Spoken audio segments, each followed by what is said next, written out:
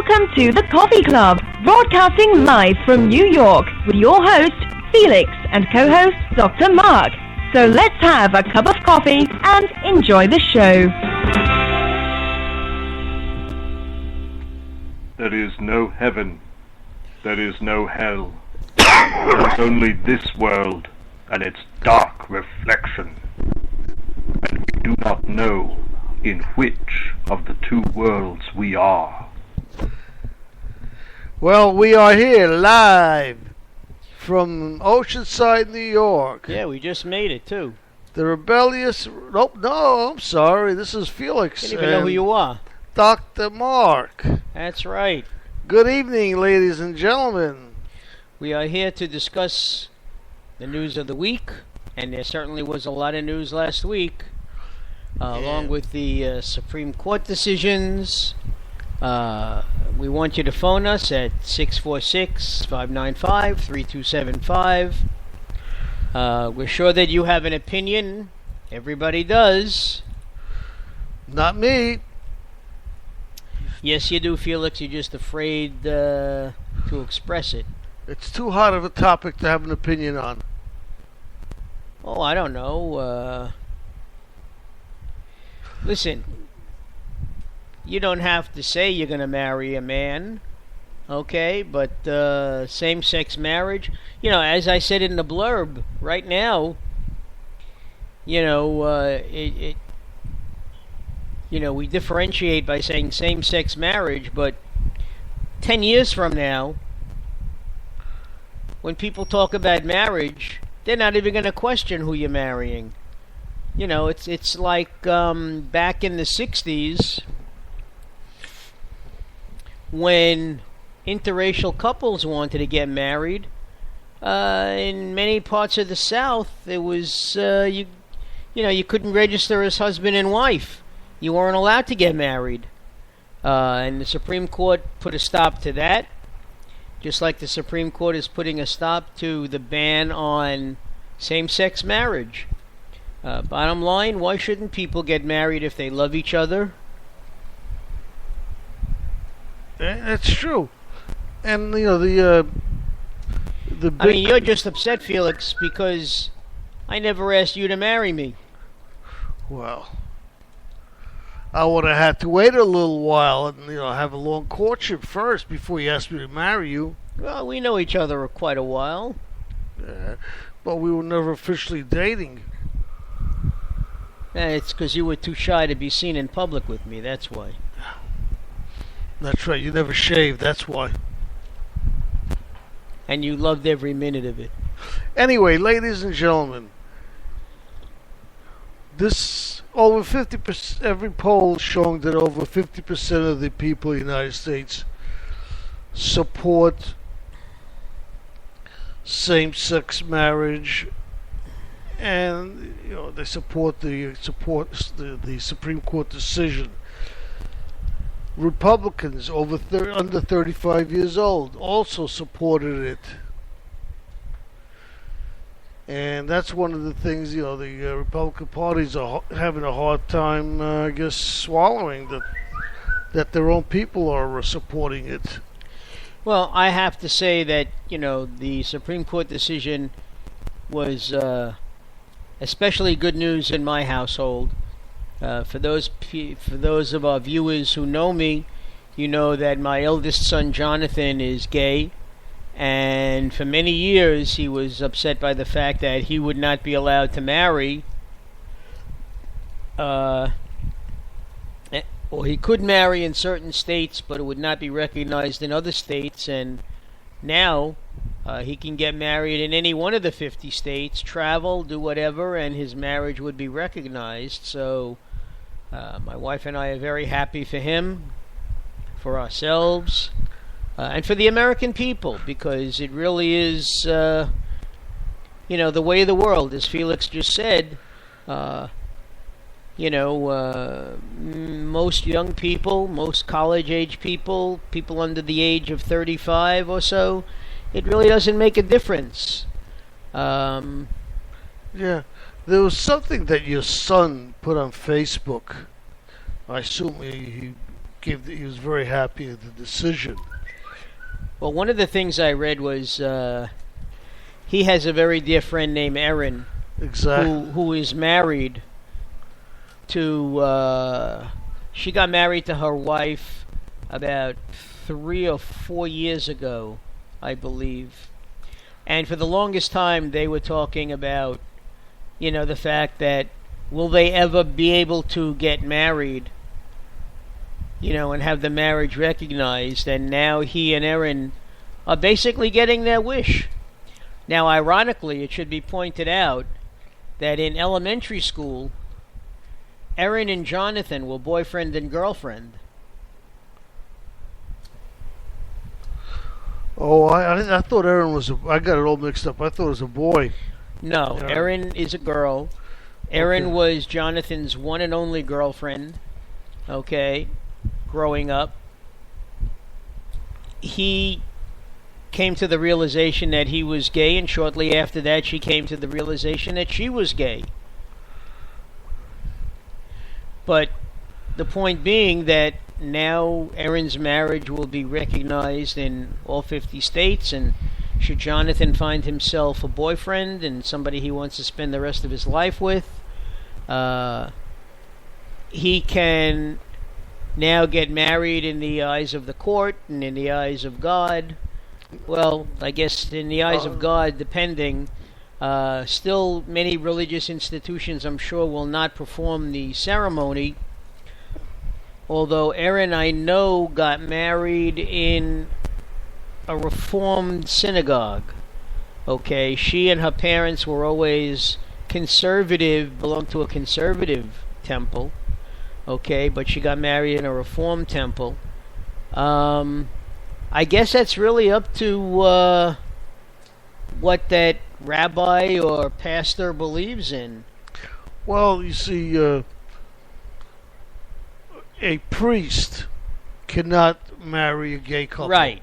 Well, it comes right from the Vatican. I mean, the Vatican is no way that, even though, surprisingly enough, I think you'll agree with me, Pope Francis is a very liberal-minded pope, and I think if it was up to him, if it was strictly up to him, he would have no qualms.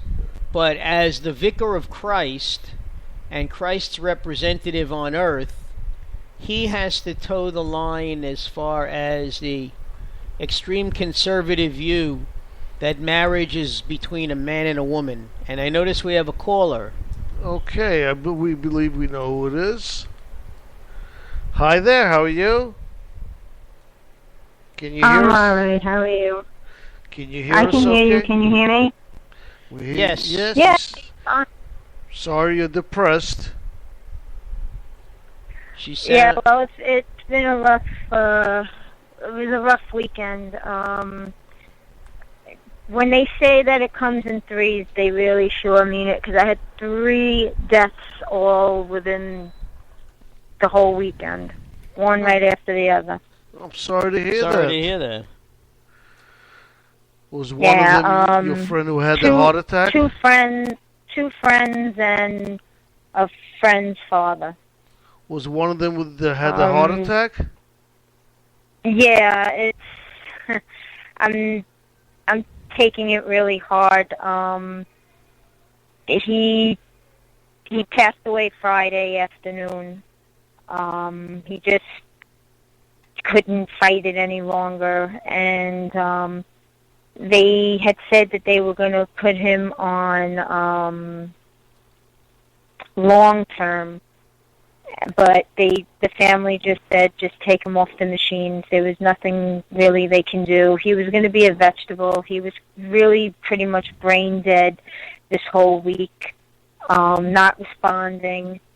So about Friday at I think it was 4:30.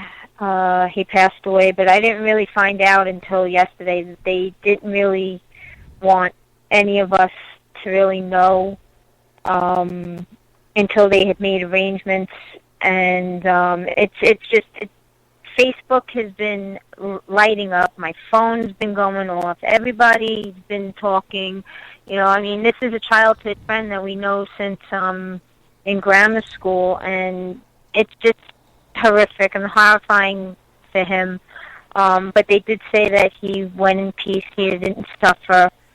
And then I find out that another friend's father, he had a stroke, and he passed away yesterday afternoon. And then at the same time, I found out another childhood friend that I went to grammar school with, she also passed away. She was battling cancer for a very, very long time. So it's been pretty rough this weekend. Yeah, I see. And we're sorry. Our condolences to your friends and their families. Thank you. All right. Well, thank you for calling. I told you on Friday that I was going to call. I mean, you know, the weekend started before hearing about all this. I mean, the weekend was starting off great. I mean, it was the last day of school on Friday. We had parties. You know, I even joked around with Samantha saying, you know what, this is great. No more waking up. No more homework. You know, you could stay up all hours of the night. And then this all happened. And I had actually shipped her on Saturday to my mom's and picked her up this morning. So, I'm like drained. I'm like so mentally drained from it all. I'm sure it's a tough time you went through. And then you have your own medical issues, you know. Yeah, well, the medicines got approved, and I have them. They're sitting in my refrigerator. I'm now waiting for the home nurse. She was supposed to come here last week to start me on my injections, and she hasn't. So I called the office today to find out what's going on. She's supposed to come sometime this week to start me up. So I think I'm doing 2 injections every other week. And I don't have to do it in the hospital. I could do it in the house. Good. Well, the important thing is not to mix up the injections, you know.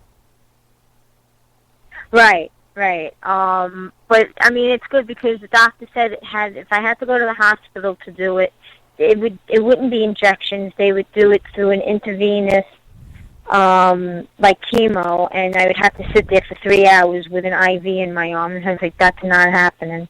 I said, what's the other suggestion? He says we can do the injections at home. So I said, I'd rather do it at home. I said, you know, have a home nurse come and do it.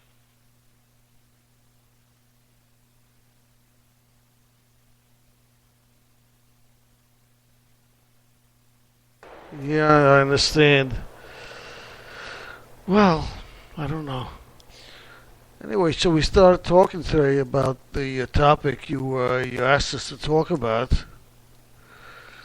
Yeah, I'm very happy about the Supreme Court decision. I mean, as we all know, I'm all for it.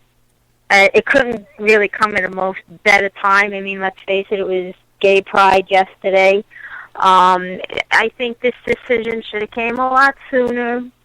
I mean, let's face it, I'm the type of person that believes you don't judge a person for who they are or what they believe in, and it's taken the community, a long time to get to where they are, and I don't believe anybody should tell you who you can and can't marry. Well, now as a new Christian, which you are, Catholic, you're I almost walked out of church yesterday during the when they were doing the homily. It was going good until the priest actually started to talk about the decision. Because of course the church believes in one thing: a man and woman should only be